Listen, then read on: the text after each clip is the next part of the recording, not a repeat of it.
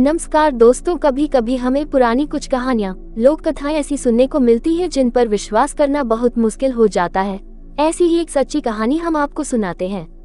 उम्मीद है आप सभी को बहुत पसंद आएगी। कहते हैं ना, हमें ईश्वर जो भी देता है ठीक ही देता है। एक गांव में एक बहुत बड़ा व्यापारी रहता था। उसके 3 बेटे थे। वह चाहता था कि उसके बेटों का विवाह बहुत सुंदर और सुशील लड़कियों से हो, परंतु उसकी इच्छानुसार लड़कियां मिलना आसान नहीं था। एक दिन व्यापारी ने अपने बेटों को बुलाकर पूछा, तुम लोग कैसी लड़की से विवाह करना चाहते हो? पिताजी, आप जिससे चाहें उससे हमारा विवाह कर सकते हैं। तीनों बेटों ने नम्रता पूर्वक उत्तर दिया। उत्तर सुनकर व्यापारी बहुत खुश हुआ। उसने मन ही मन एक योजना बनाई और अपने बेटों से कहा, मैं तुम तीनों को एक एक तीर देता हूँ।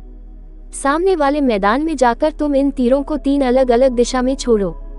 जिसका तीर जहाँ गिरेगा उसी घर की लड़की से उसे शादी करनी होगी। तीनों राजी हो गए। तीनों ने अपना अपना तीर अलग दिशाओं में छोड़ा। बड़े बेटे का तीर एक व्यापारी के आंगन में गिरा। व्यापारी और उसके पुत्र ने वहां पहुंचकर देखा तो व्यापारी की लड़की हाथ में तीर लिए खड़ी थी। व्यापारी बहुत खुश, उसने अपने बड़े पुत्र का विवाह उस लड़की से कर दिया। बीच वाले पुत्र का तीर एक मछुआरे के घर में गिरा, अतः उसकी बेटी से बीच वाले पुत्र का विवाह कर दिया गया। तीसरे पुत्र रामकिशन का तीर हवा में तेजी से उड़ता हुआ जंगल की ओर चला गया था। पिता पुत्र तीर खोजने के लिए जंगल की ओर चल पड़े। वहां एक तालाब के किनारे एक मेंढकी तीर मुंह में लेकर बैठी थी। अब प्रश्न उठा कि रामकिशन का विवाह किससे किया जाए। रामकिशन मेंढकी के मुंह से तीर निकालकर अपने पिता के साथ वापस जाने लगा। तब मेंढकी लड़की की आवाज में बोली, क्या तुम मुझसे विवाह करोगे? लड़की की आवाज सुनकर व्यापारी और उसका लड़का आश्चर्यचकित रह गए। उसने निश्चय किया कि रामकिशन का विवाह मेंढकी से ही किया जाएगा और शीघ्र ही उसका विवाह कर दिया गया। दोनों बड़े भाई अपनी पत्नी के साथ बहुत खुश थे, जबकि रामकिशन मेंढकी के साथ अपने कमरे में उदास बैठा रहता था। मेंढकी बोली, तुम उदास क्यों होते हो? तुम्हारी किस्मत में मेरे साथ ही विवाह करना लिखा था, सो हो गया। रामकिशन रोज चुपचाप दुखी मन से सो जाता। कुछ दिन इसी तरह बीत गए। एक दिन व्यापारी ने अपने बेटों से कहा, मैं तीनों बहुओं की परीक्षा लेना चाहता हूँ। तीनों बहुओं को मेरे लिए एक कमीज सिलनी होगी। शर्त यह है कि वह कल तक तैयार हो जानी चाहिए। दोनों बेटे छोटे भाई का मजाक उड़ाने लगे। फिर तीनों बेटे अपनी पत्नियों के साथ अपने कमरे में चले गए। बड़े दोनों बेटे अपनी पत्नी की सहायता करने में जुट गए, परंतु रामकिशन कमरे में जाकर एक कोने में बैठ गया। उसे उदास देखकर मेंढकी बोली, आप उदास क्यों होते हैं? आप सो जाए। रामकिशन दूसरी तरफ मुंह करके सो गया। मेंढकी ने रात को अपनी मेंढकी की खाल उतार दी और सुंदर राजकुमारी बनकर खड़ी हो गई। उसे थोड़ा जादू भी आता था। वो एक राज्य की राजकुमारी थी जिसे एक साधु के श्राप के कारण मेंढकी बनना पड़ा था। रात भर में उसने अपनी दासियों को बुलाकर सुंदर कमीज तैयार कर दी, फिर मेंढकी बनकर सो गई। सुबह रामकिशन उठा तो पलंग के किनारे कमीज देखकर बहुत खुश हुआ। कमीज में सुंदर डिजाइनिंग की गई थी और रेशमी कमीज बहुत सुंदर लग रही थी। वो कमीज को तय करके अपने पिता के पास पहुंचा तो देखा कि दोनों भाई वहां पहले ही पहुंच चुके थे। व्यापारी ने तीनों कमीजें देखकर कहा, बड़े बेटे की लाई हुई कमीज तो किसी नौकर को देने लायक लगती है। दूसरे बेटे की कमीज भी रात को पहनकर सोने लायक है। रामकिशन की कमीज वाकई बहुत सुंदर है, परंतु तुम ये बताओ कि यह कमीज किसने सिली है? रामकिशन ने पूरी बात बता दी, परंतु पिता व दोनों बेटों को यकीन नहीं हुआ। वे सोचने लगे कि शायद रामकिशन झूठ बोल रहा है। वह अपनी पत्नी की कमी छिपाने के लिए कमीज बाजार से खरीद कर लाया है या फिर मेंढकी कोई जादूगरनी है। व्यापारी ने पुनः तीनों बहुओं की परीक्षा लेने का निश्चय किया। उसने तीनों बेटों से कहा कि वह अगले दिन तीनों बहुओं के हाथ का बना खाना खाएगा।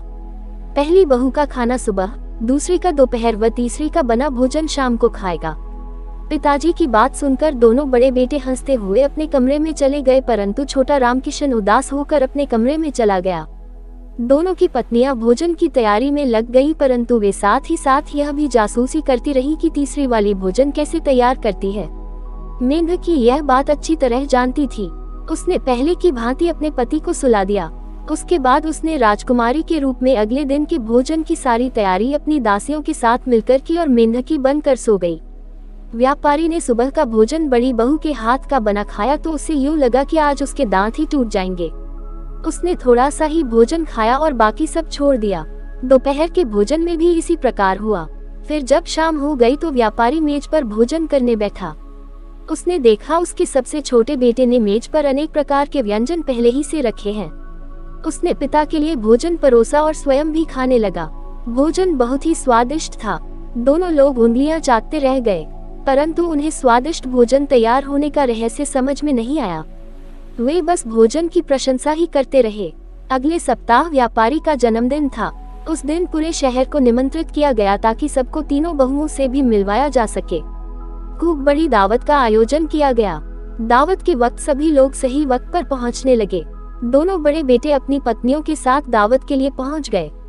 रामकिशन उदास बैठा था। उसने मेंढकी से कहा, मैं लोगों को तुमसे किस तरह मिलवाऊंगा? मुझे कुछ समय में नहीं आ रहा है। मेंढकी बोली, आप चलिए, मैं तैयार होकर आती हूँ। आप देखिएगा कि आप ही मुझे नहीं पहचान पाएंगे। इंद्री ने आश्चर्यचकित होकर कहा, फिर मैं तुम्हें कैसे पहचानूंगा? मैं आकर आपका हाथ थाम लूंगी। मेंढकी बोली। रामकिशन विस्मित सा होता हुआ दावत वाले कमरे में पहुंच गया। कुछ ही मिनटों में व्यापारी ने कहा, मित्रों, मैं आज आपको तीनों बहुओं से मिलवाना चाहता हूँ। फिर उसने बड़े बेटे बहू को बुलाकर सबसे मिलवाया।